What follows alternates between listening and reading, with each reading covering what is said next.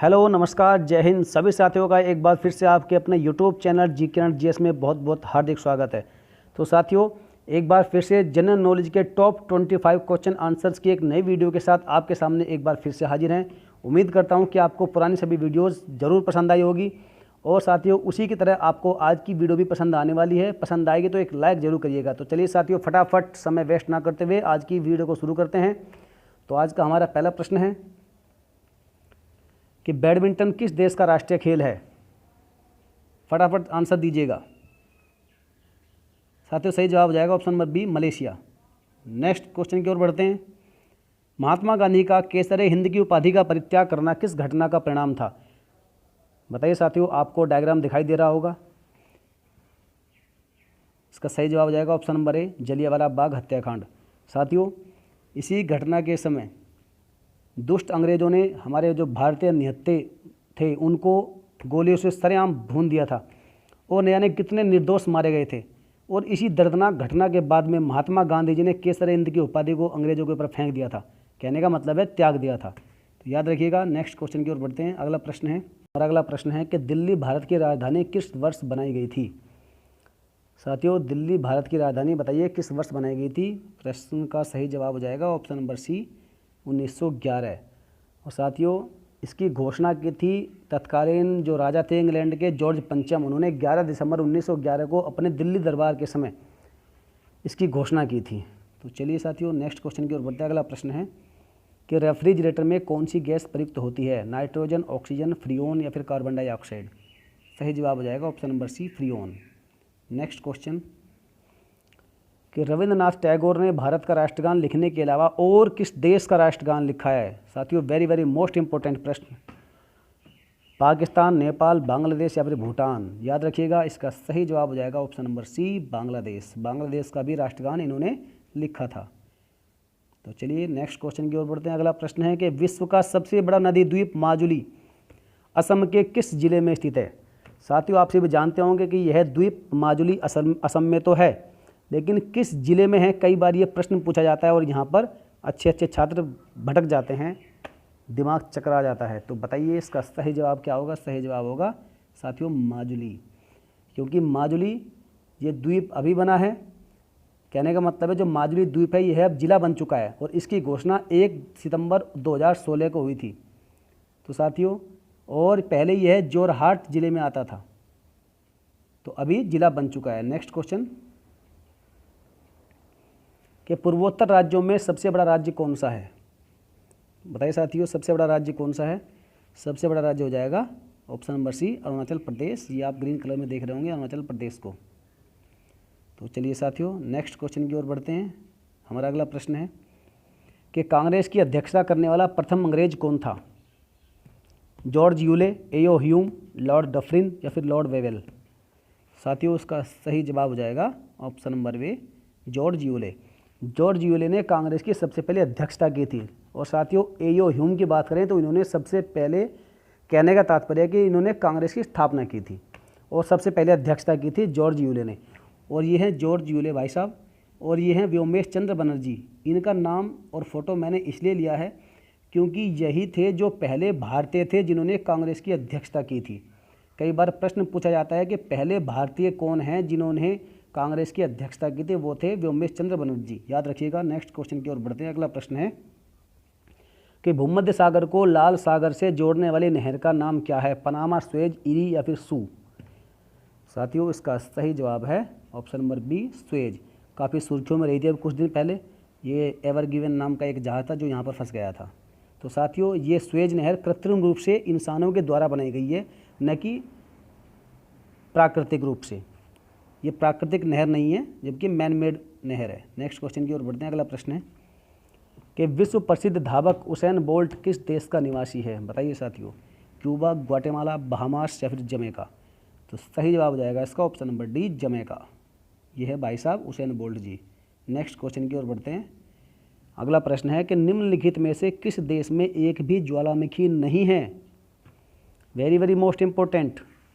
America, Bharat, Indonesia और Australia. बताइए क्या जवाब होगा। जवाब होगा साथियों option number C, Australia. America, Bharat, Indonesia, इन सभी में ज्वालामुखी हैं। नेक्स्ट क्वेश्चन की ओर बढ़ते हैं। कि प्यासी भूमि का देश किस देश को कहते हैं? मोरक्को, अल्जीरिया, जिबूती या फिर ऑस्ट्रेलिया? तो साथियों इसका भी जवाब हो जाएगा ऑप्शन नंबर डी, ऑस्ट्रेलिया। और मोरक्को, अल्जीरिया और जिबूती, ये साथियों तीनों देश अफ्रीका महाद्वीप में आते हैं। और ऑस्ट्रेलिया में साथियों बड़े बड़े मरुस्थल हैं, जैसे कि सैंडी हुआ, गिब्सन हुआ और ग्रेट विक्टोरिया हुआ, तो इसी कारण से इसको प्यासी भूमि का देश कहते हैं। नेक्स्ट क्वेश्चन की ओर बढ़ते हैं। अगला प्रश्न है कि रामनाथ कोविंद जी ने राष्ट्रपति बनने के बाद सर्वप्रथम किस देश की यात्रा की थी? साथियों वेरी वेरी मोस्ट इम्पोर्टेंट प्रश्न है, बताइए साथियों। जिबूती, कांगो, मोरक्को या फिर ट्यूनीशिया? सही जवाब होगा इसका ऑप्शन नंबर ए, जिबूती। और साथियों आप इस डायग्राम में देख रहे होंगे, ये है cap horn of Africa, horn of Africa, Africa का हॉर्न। और इस हॉर्न ऑफ अफ्रीका में साथियों 4 देश आते हैं। कौन कौन से? सोमालिया, इथियोपिया, इरिट्रिया और जिबूती। तो साथियों उसका सही जवाब हो जाएगा option number A, Djibouti. Next question की ओर बढ़ते हैं। अगला प्रश्न है कि पंपास घास का मैदान कहाँ पाया जाता है? अमेरिका, वेनेजुएला, अर्जेंटीना या फिर ऑस्ट्रेलिया? साथियों आज हम आपको इसकी बहुत अच्छी ट्रिक बताएंगे, आप जीवन भर कभी नहीं भूल पाओगे। तो इसका आंसर तो हो जाएगा अर्जेंटीना। तो साथियों आप जहाँ भी पंपास नाम सुन लें तो आप याद रखिएगा, एक ट्रिक है, ऐसे ही हंसी मजाक में बनाई गई है कि पंपास से हम पंप लेंगे। और पंप की आवश्यकता कब पड़ती है? आपने देखा होगा जो अस्थमा रोगी होता है वो एक पंप का इस्तेमाल करता है, क्योंकि जब उसको अर्जेंट होता है, जब उसे लगता है कि अब अर्जेंट ज़रूरत है, अर्जेंट रिक्वायरमेंट के दौरान वह उस पंप का जो उसका पंप की हेल्प लेता है। तो साथियों पंप चाहिए कैसे? अर्जेंट पंप लेकर आओ, इसलिए पंपास से हो जाएगा अर्जेंटीना। नेक्स्ट क्वेश्चन है कि पिछोला झील भारत के किस राज्य में स्थित है? तमिलनाडु, मध्य प्रदेश, उत्तर प्रदेश या फिर राजस्थान? इसका सही जवाब होगा ऑप्शन नंबर डी, राजस्थान। और राजस्थान में भी उदयपुर में, उदयपुर के ही लेक ऑफ सिटी या फिर जो भारत की लेक ऑफ सिटी है, झीलों का शहर नाम से जानते हैं। और उदयपुर के पश्चिमी साइड में कभी आप जाएंगे तो देखेंगे एक पिछोला झील है। तो साथियों याद रखिएगा, इसका सही जवाब होगा option number D, Rajasthan. Next question की ओर बढ़ते हैं। हमारा अगला प्रश्न है कि निम्न में से किसके नष्ट होने में सबसे अधिक समय लगता है? सिगरेट का टुकड़ा, चमड़े का जूता, प्लास्टिक का थैला या फिर एक्सरे फ़ोटो? बताइए साथियों इनमें से किसे नष्ट होने में सबसे ज़्यादा समय लगेगा? तो सबसे अधिक समय लगेगा प्लास्टिक के थैले को। इसलिए साथियों सोच समझकर बहुत ही कम मात्रा में इस्तेमाल कीजिए, हो सके तो ना ही कीजिए। नेक्स्ट क्वेश्चन की ओर बढ़ते हैं। फिर ग्रीन मफलर किससे संबंधित है? बताइए दोस्तों, मोस्ट इम्पोर्टेंट प्रश्न। कुछ साथियों का ध्यान दिल्ली की ओर चला गया होगा। साथियों दिल्ली से बाहर निकलिए और प्रश्न में आइए, विकल्पों को पढ़िए। मृदा प्रदूषण, वायु प्रदूषण, ध्वनि प्रदूषण या फिर जल प्रदूषण? तो सही जवाब हो जाएगा साथियों इसका ध्वनि प्रदूषण से। साथियों ये एक योजना है और इस योजना के अंतर्गत जितने भी हाईवेज़ बनाए गए हैं तो उन सभी के दोनों ओर या फिर बीच में पेड़ पौधों को लगाने की एक योजना बनाई गई थी, ताकि साथियों जो पेड़ पौधे हैं, जो हरे पेड़ पौधे हैं, वह ध्वनि प्रदूषण को बहुत अधिक मात्रा में एब्जॉर्ब करते हैं, सोखते हैं, ध्वनि प्रदूषण को ग्रहण करते हैं। तो साथियों इसलिए इसका सही जवाब होगा ध्वनि प्रदूषण। चलिए नेक्स्ट क्वेश्चन की ओर बढ़ते हैं। अगला प्रश्न है कि सामान्य बातचीत के समय कितने डेसिबल की ध्वनि उत्पन्न होती है? आपने हमारे वीडियो के थंबनेल में देखा होगा कि एक चुगली और फुसफुसाहट शब्द का इस्तेमाल किया गया है, तो हम आपको यहाँ चर्चा करेंगे उसके बारे में। पहले इस प्रश्न का सही जवाब बता दें कि सामान्य बातचीत के समय लगभग 60 डेसिबल की ध्वनि उत्पन्न होती है। और साथियों बात करें 20 डेसिबल की, तो जब पत्तों की सरसराहट होती है तो उस समय पर 20 डेसिबल की ध्वनि उत्पन्न होती है। 30 डेसिबल की होती है फुसफुसाहट के समय, और फुसफुसाहट के माध्यम से जो अधिकतर लोग चुगली करते हैं, तो चुगली कैसे की जाती है? फुसफुसाहट, ज़्यादातर चुगली वाले फुसफुसाहट का इस्तेमाल करते हैं। तो साथियों वो 30 डेसिबल ध्वनि का इस्तेमाल करते हैं, याद रखिएगा। और जहाँ तक 40 डेसिबल की बात है, तो साथियों यह एक शांत कमरे में या फिर जो एक ऑफिस है वो शांत रहता है, कर्मचारी काम कर रहे हैं लेकिन सब शांत अवस्था में है, तो वहाँ पर 40 डेसिबल की ध्वनि उत्पन्न होगी। बात करें 180 डेसिबल की, तो जो रॉकेट इंजन होते हैं, रॉकेट इंजन में 180 डेसिबल की ध्वनि उत्पन्न होती है।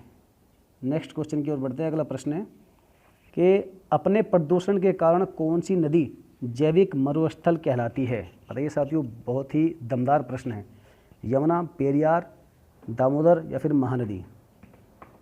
तो इसका सही जवाब हो जाएगा ऑप्शन नंबर सी, महानदी। और साथियों, ये महानदी निकलती कहाँ से है? ये झारखंड के छोटा नागौर पठार से निकलती है और बंगाल में हुगली नदी में मिलती है और तब जाकर ये बंगाल की खाड़ी में गिरती है। और दोस्तों, आपने सुना होगा झारखंड में एक ज़िला है गिरिडीह और बंगाल में है दुर्गापुर। तो दोनों के बीच में लगभग जो 300 किलोमीटर का क्षेत्र है, यहीं पर ये नदी प्रदूषण को जाकर जमा कर देती है, क्योंकि ये एक बहुत बड़े औद्योगिक क्षेत्र से होकर बहती है और वहाँ से प्रदूषकों को अपने साथ लेकर जाती है और इस बड़े क्षेत्र में इकट्ठा कर देती है। इसलिए साथियों, इसको जैविक मरुस्थल के नाम से भी जानते हैं कि ये नदी जैविक मरुस्थल कहलाती है। याद रखिएगा, बहुत ही इंपॉर्टेंट क्वेश्चन है। नेक्स्ट प्रश्न की ओर बढ़ते हैं। अगला प्रश्न है कि रेडियो तरंगे वायुमंडल की किस परत से टकराकर पृथ्वी पर वापस लौटती है? बताइए, क्षोभ मंडल, समताप मंडल, अयन मंडल या फिर बाह्य मंडल? साथियों, इसका सही जवाब हो जाएगा, अक्सर परीक्षाओं में पूछा जाता है, ऑप्शन नंबर सी, अयन मंडल। नेक्स्ट क्वेश्चन की ओर बढ़ते हैं कि निम्न में से कौन सी फसल बायोडीजल की फसल कहलाती है? बताइए दोस्तों, बहुत ही इंपॉर्टेंट प्रश्न है। कपास, जेट्रोफा, गन्ना या फिर आलू? तो दोस्तों, इसका सही जवाब हो जाएगा ऑप्शन नंबर बी, जेट्रोफा। ये आप जेट्रोफे का पेड़ देख रहे होंगे और साथियों, ये है इसके बीज। तो जेट्रोफे के जो बीज होते हैं, इनमें लगभग 27 से 40% तक तेल की मात्रा पाई जाती है और इसी तेल को प्रोसेस के माध्यम से बायोडीजल में बदला जाता है और फिर वो बायोडीजल वाहनों में काम आता है। तो आप उम्मीद करता हूँ समझ गए होंगे। नेक्स्ट प्रश्न की ओर बढ़ते हैं। अगला प्रश्न है कि विश्व प्रसिद्ध धार्मिक स्थान नैमिषारण्य कहाँ स्थित है? सीतापुर, फैजाबाद, खीरी या फिर झांसी? बताइए दोस्तों, इसका सही जवाब क्या होना चाहिए? तो सही जवाब होगा इसका ऑप्शन नंबर ए, सीतापुर। आप देख रहे होंगे ये डायग्राम में ये है लखनऊ। सदर लखनऊ से लगभग 80 किलोमीटर की दूरी के बाद ये है सीतापुर और सीतापुर में नैमिषारण्य। और आप जानते होंगे, आपने पढ़ा होगा ग्रंथों में कि सूत जी महाराज जी ने इसी स्थान पर शौनक आदि ऋषियों को, जो जितने भी 18 पुराण हैं, उन सबकी कथा सुनाई थी। तो याद रखिएगा, इसका सही जवाब होगा सीतापुर। नेक्स्ट क्वेश्चन की ओर बढ़ते हैं। अगला प्रश्न है कि झांसी की रानी लक्ष्मीबाई का जन्म कहाँ हुआ था? बताइए, झांसी, ग्वालियर, वाराणसी या फिर कानपुर? तो बताइए साथियों, इसका सही जवाब क्या होगा? सही जवाब हो जाएगा इसका ऑप्शन नंबर सी, वाराणसी। और ये हमारी शेरनी झांसी की रानी लक्ष्मीबाई। नेक्स्ट क्वेश्चन की ओर बढ़ते हैं। अगला प्रश्न है कि चित्रकला की मुगल शैली का आरंभ किसने किया था? अकबर ने, हुमायूं ने, जहांगीर ने या फिर शाहजहां ने? तो दोस्तों, इसका सही जवाब होगा ऑप्शन नंबर बी, हुमायूं ने। चलिए नेक्स्ट क्वेश्चन, भारत कला भवन कहाँ स्थित है? लखनऊ, बनारस, इलाहाबाद या फिर आगरा? दोस्तों, इसका सही जवाब होगा option number B, Banaras. Banaras में भारत कला भवन स्थित है।